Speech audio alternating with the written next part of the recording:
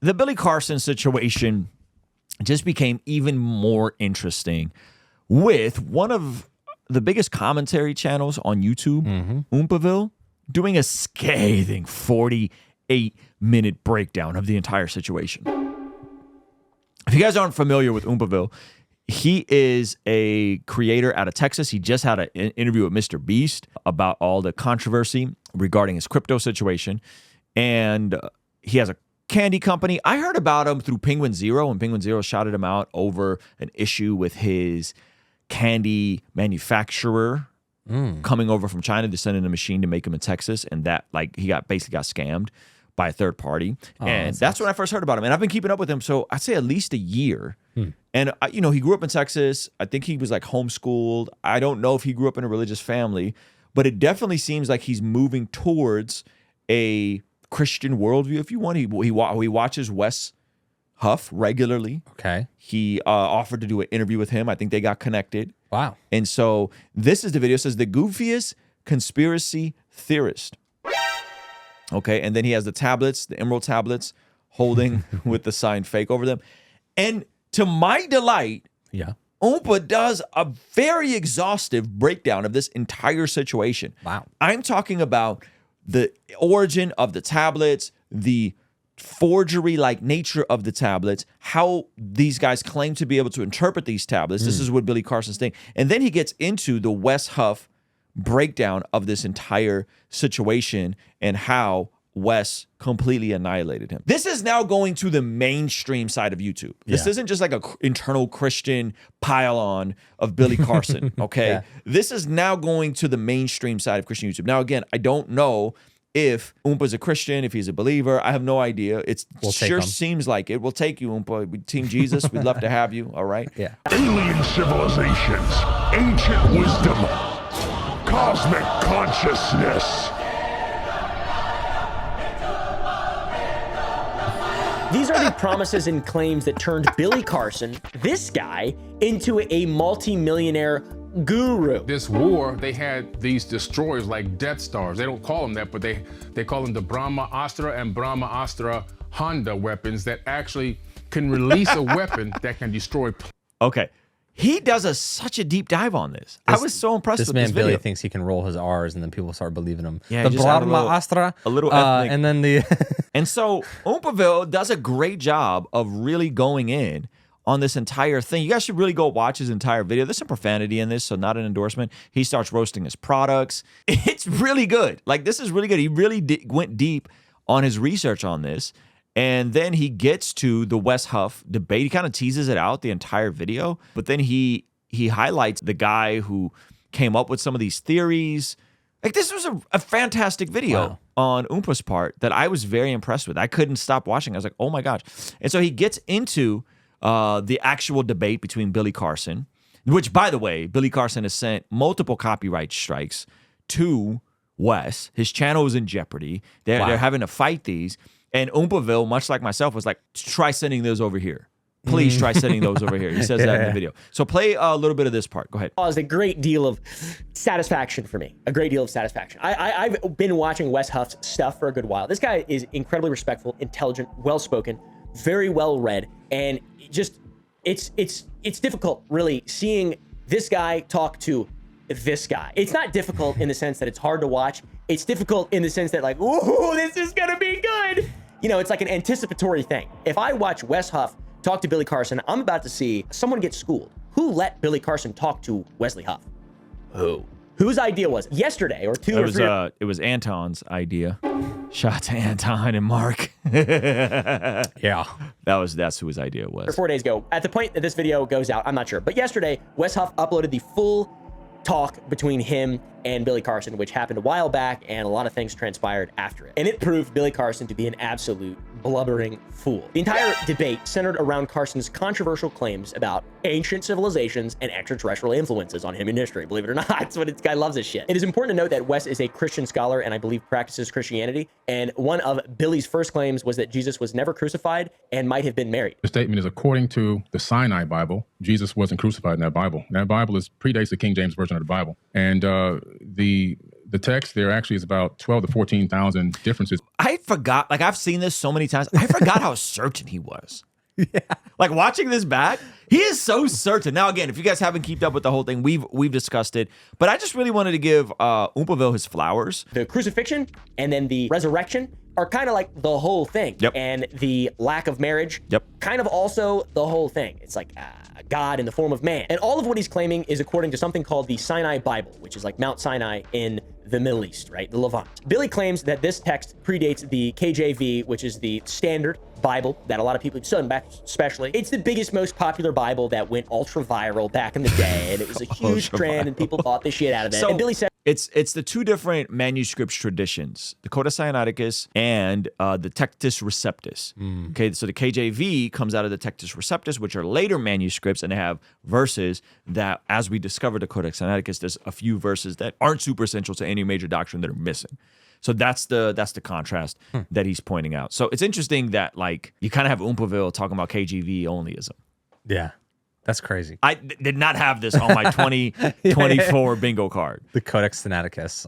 I mean, we're talking about the KJV onlyism within that's amazing. this conversation. Go ahead. says that there are significant differences between the Sinai Bible and the KJV. They put together their own version of the biblical text prior to the King James Version being put out. Turns out, though, the Sinai Bible is not real. It is just a name on Amazon. When you look up Sinai Bible, it just kind of shows up. It's another name for the Codex Sinaiticus, which is the Greek translation of the Bible that contains both the New and Old Testaments. It's so embarrassing watching this happen live. Holy Huff immediately disproves what Billy Carson is saying by showing Carson a copy of the Codex Sinaiticus that he himself finished. Oh my God, because he's an actual real scholar with real knowledge and abilities, and he cares about his craft, and he's not a massive grifter. Oh my God, this is so embarrassing already. I work with manuscripts in my linguistic work. I'm an expert on early Christian scribal culture, and particularly in Greek and Coptic manuscripts. I actually have a facsimile, so I have a photocopy. That's my favorite library of Codex Sinaiticus that I work with in my office. So I have it here, and the Codex Sinaiticus in particular is just a Greek, it's a 4th century Greek manuscript.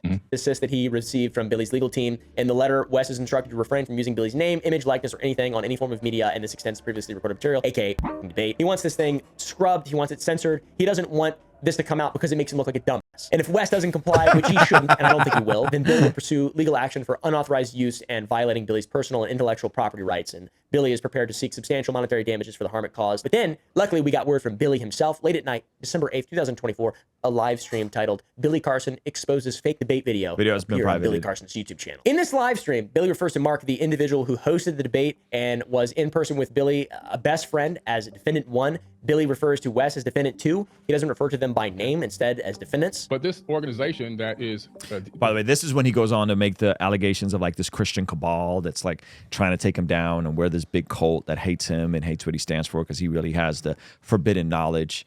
That's funny. Disproved him systemically from A to B. Carson would just agree and then move on to the next topic. I don't think having a moderator would have mattered at all. Billy's next gripe is that every time he would go to speak, his video camera would magically disappear and he would have to wait for it to reconnect before he responded. And there were some technical difficulties. This didn't hinder Carson's ability to speak at all. He hardly defended himself as is, and the camera going in and out wasn't affecting him. Defendant number 2 video would just magically disconnect. He also claimed that the live stream was heavily edited and that parts of the video were dubbed, and that That's like when you did that debate and you had a Whoop on, an Apple Watch on, and the person that you were talking about Rollo Tomasi. yeah, and the person you were debating, Rollo, was like he had 2 Apple Watches with his assistant in the back feeding which him is lines, you, which is you.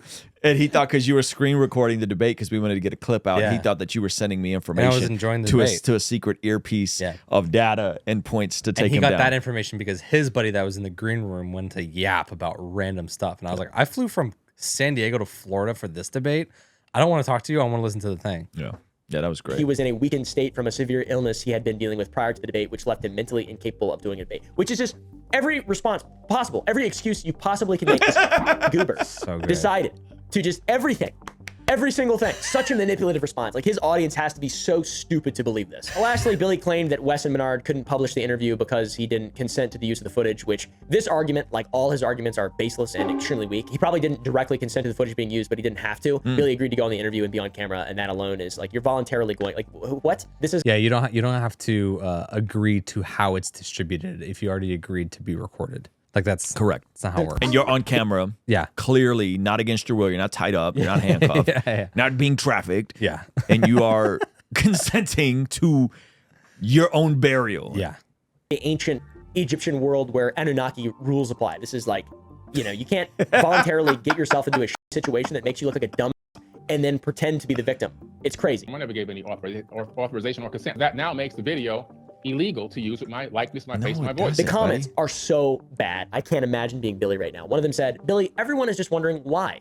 If you're really in the pursuit of the truth of our realm, why don't you just admit you're wrong about some stuff and learn with your followers? That's the punchline. That's it. That's it, Billy. Billy. So anyway, big shout out to Oompaville. Billy, just say you were wrong about everything you've said about Jesus and Christianity. Yeah. Just say, hey, I had some information that was wrong. I repeatedly said the information on multiple massive platforms. I knew the information was fringe. I'll recant. Bizarre. Yeah, I knew the information was fringe. The line between entertainment and scholarship, I blurred. That's my bad. But here's why I still hold to X, Y, and Z. And we'll leave you alone. We'll leave you alone. Go to Wes's channel real quick and let's see if it's really taken down. I think there's been a lot of videos taken down by these folks, and his channel, which is, by the way, over 150,000 subscribers. 168,000. Go to videos and let's see what's okay. So that's still up. So the full debate is almost up. at 1 million views. Almost at 1 million views. By the way, Joe Rogan is now following Wes Huff. Oh, that's awesome. Ain't that good? He didn't even know until I told him. That's great. Someone messaged me and was like, "Did you see Joe Rogan followed Wes Huff?" And I was like, "For real?" And I checked and I looked, and he didn't know. And I said, "Bro, Rogan followed you." He's like, "For real?" And I was like, "Yeah, if you go, you got to bring me now." He's not going to bring me. But you shouldn't go. I shouldn't go. No, not yet. I want to be invited. Yeah. I don't we should let Wes Huff just do it. Oh, yeah. You just let Wes Huff and we'll just make a ton of content out of it. Person's like, so you said, "Oh my God." Did you mean like your God? Do you love Jesus Rogan now? proclaims he loves Jesus now.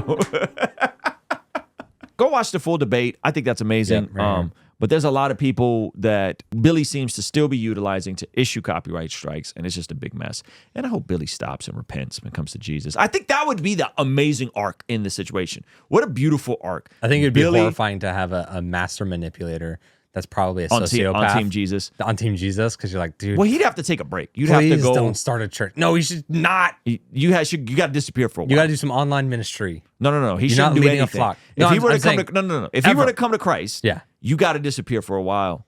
Yeah. And like just be quiet. Does David Wood run a church? Like lead a church? Because he's a sociopath. Yeah. Does he lead a church? Does he? No. Okay.